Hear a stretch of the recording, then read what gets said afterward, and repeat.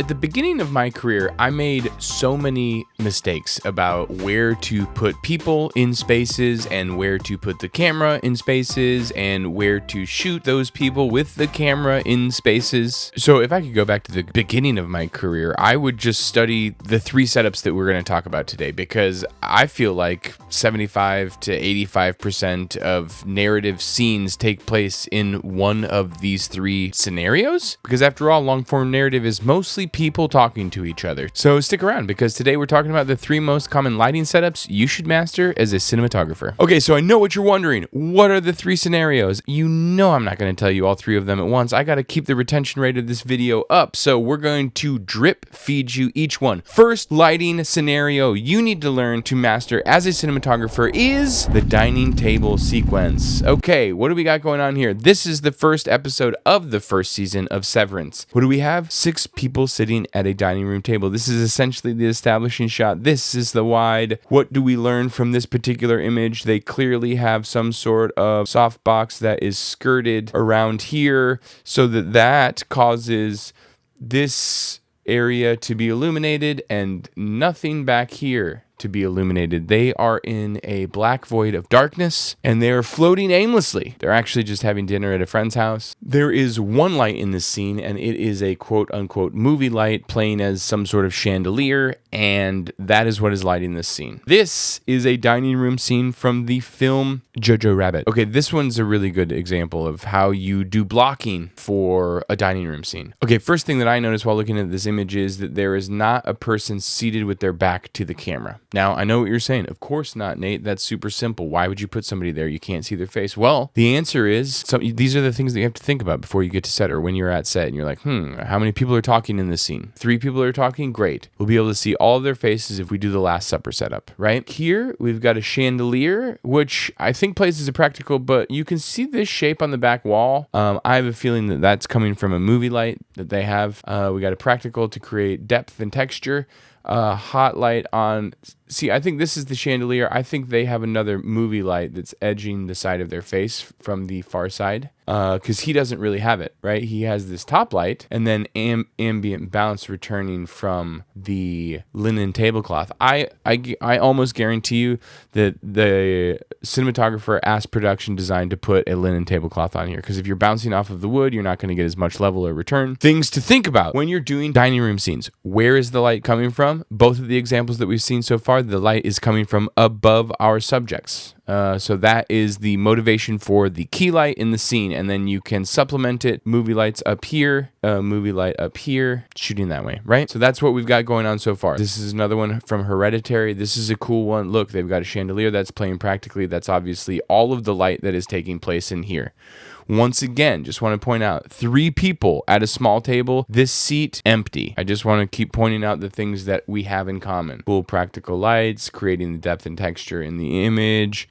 This is a horror movie, so you're kind of looking at the outside windows. You got color contrast to continue the depth. But just another thing to look at is like, look at how dark everything is, right? It's immediately bringing our attention to their faces at the table, right? So just want to talk about all the things that we have in common so far. You know, we've got chandeliers. When you don't see the actual chandelier itself and you got a movie light, you could probably skirt the edge off of it so that the light falls exactly where you want it. You really want it to be on the front side of their face, because otherwise they're going to be pretty flat lit. Gabriel Byrne here is pretty flat lit, while Toni Collette and can't remember this gentleman's name, the shape is a little bit better for them. Notice that Jojo Rabbit, they shot flat against the wall and it still looked like it had 3 dimensions and depth to it, right? With a practical light, but with the fall off against the wall and with the shape of the space that they were in. This is still the sort of like Michelangelo's Last Supper type setup, but there's much more depth in the background, because it's openish floor plan craftsman house. This is the first one that I believe that we're looking at a dining room table where they're not lighting from a chandelier. What it seems like is they are using this slash of light in the background to justify sun coming through the window over here, right? There's probably a window similar to this cornfieldy windows, but it's on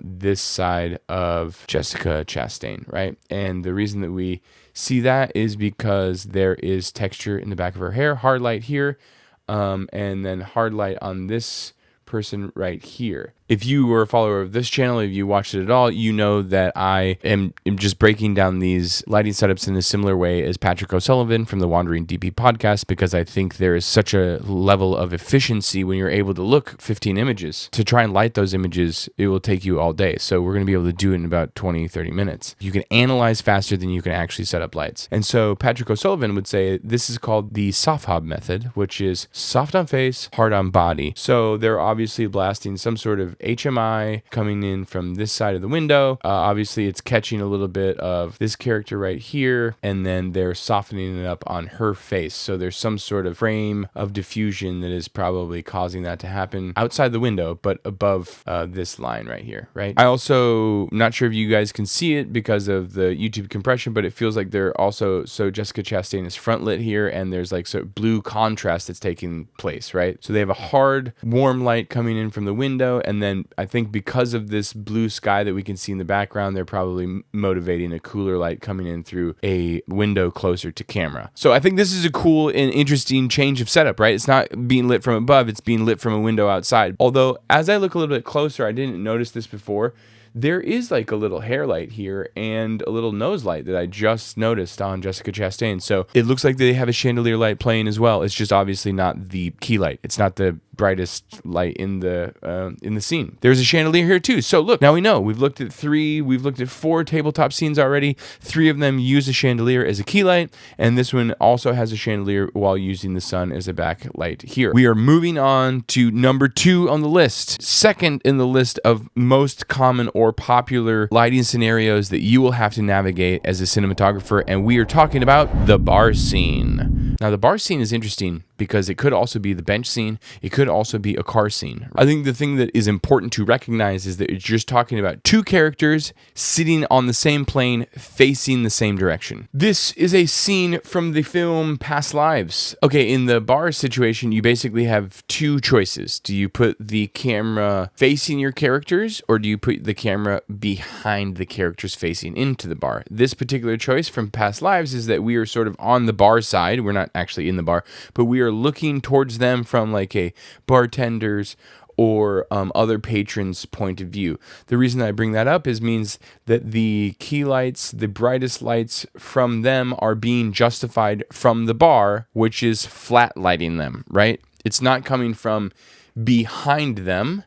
These lights back here aren't the key light backlighting them. Those are for depth and texture, right? So that's just something I wanted to point out. We have 3 characters sitting at a bar talking to each other. They are flat lit because the justification of light is coming from the bar out this direction. Now, this scene is coming from the opposite side of the bar, from behind the bar. This is a very limiting setup when you're doing a bench, when you're doing people talking to each other in a car. The thing that's difficult about this setup is that you obviously cannot see the person's face yet.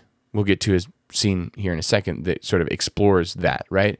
But you cannot see their face. That's the difficult part of this.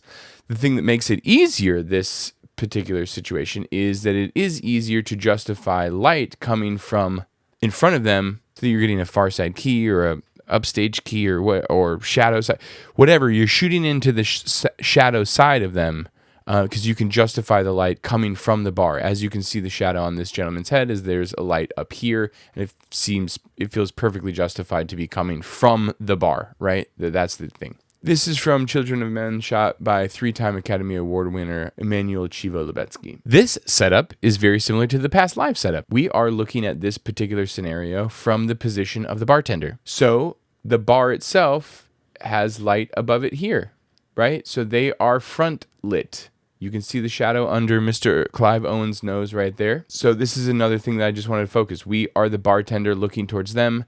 There's depth and texture this way, but the light is not coming from behind them. The drawbacks for this setup are you are sort of front lighting them. It is difficult to get shape and depth in their face, but you can see their faces versus when we were on the other side of them. Okay, this is from a film called Palm Springs. Now, this one I think is very interesting because we are from the bartender's point of view. We are able to see their face. I would suggest that what's happening in front of them, this push right here, is their fill light, which is coming ambient level from hard lights bouncing around everywhere. They've obviously got an HMI coming through a huge window over on this side of frame, because if you look closely, you can see the haze that it's going through. That is creating this level right here. They soft hobbed techniqued her as well. She's got hard level here, and then this is cut off, and this is all soft. They have a soft push coming this way, so they are cross keying them from behind. So that means that there's a light over here shooting this direction for Andy Samberg's coverage. There's a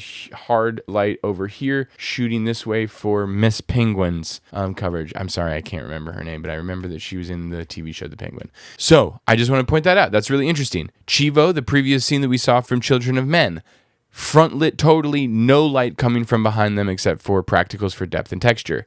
This scene is using practical lights pushed from the window to emulate sunlight to light them from behind, so that you have a far side key light as well as the ability to see their face. This is Kiss Kiss Bang Bang. We're shooting from behind them, so we're shooting into the bar. So the privilege that you get with shooting into the bar is that you get to see all the practical light. You can justify them being keyed far side key. They have now clocked themselves to face one another, so we can still see them, their faces, their reaction. Because after all, narrative scenes are people talking to each other. We kind of need to see their faces when they're talking to each other. Okay, so that is the bar sequences. Here's what we learned from being able to shoot a bar. Remember, you could also shoot a car this way. You could also shoot a bench this way.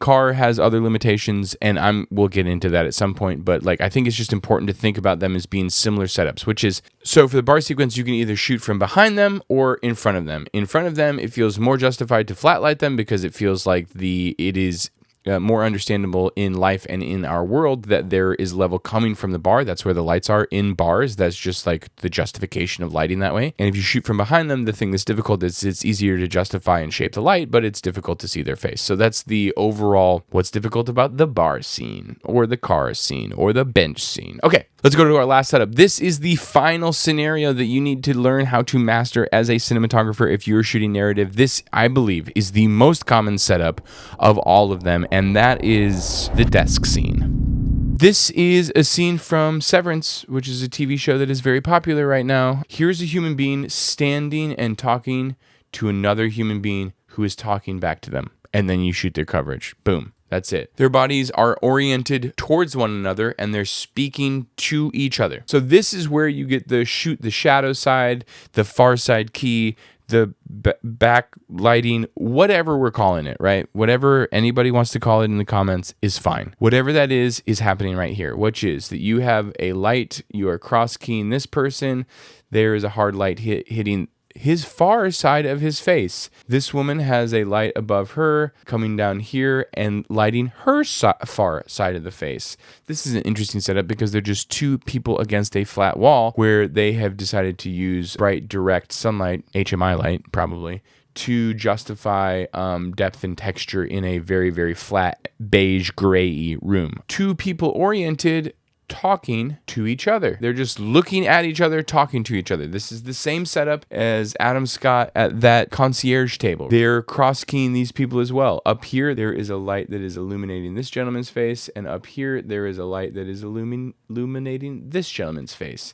And that light is being justified from these windows. Again, Patrick O'Sullivan, our father, thank you for teaching me how to do anything. Shears right here, shears and curtains. You use the curtains to cut, to shape the light the way that you want. You use the shears to be able to diffuse the light and put light fixtures beyond it, and so that you can have a diffused source to bring up the ambient level to control how dark the room can be. Another scenario where two people are sitting across the desk oriented looking towards one another. Great. Right here, window in the background. Love it. Creates depth and texture. So here's what's happening. One hard light is coming in. Hard light on his shoulder. He's hitting directly in the face.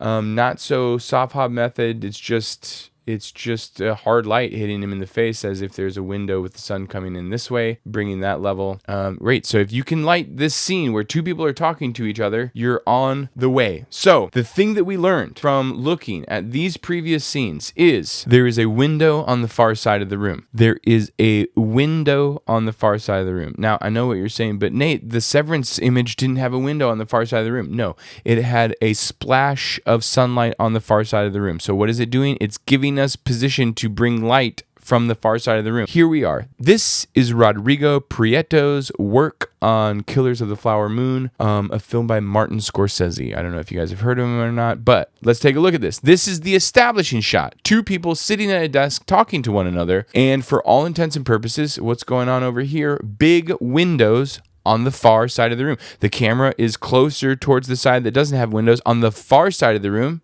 is the windows. So let's see what happens when we go in closer. Oh wow, look. Shadow side closer to camera, light side closer to window. Same thing. Light is on the window side, darkness is on the camera side. She's looking this direction. So guys, those are the three most common lighting scenarios, scenes, setups, if you will, that I believe that you will encounter as a narrative cinematographer. Leave in the comments below if you dig this, if you disagree with it, if you think there are any other setups that I'm missing.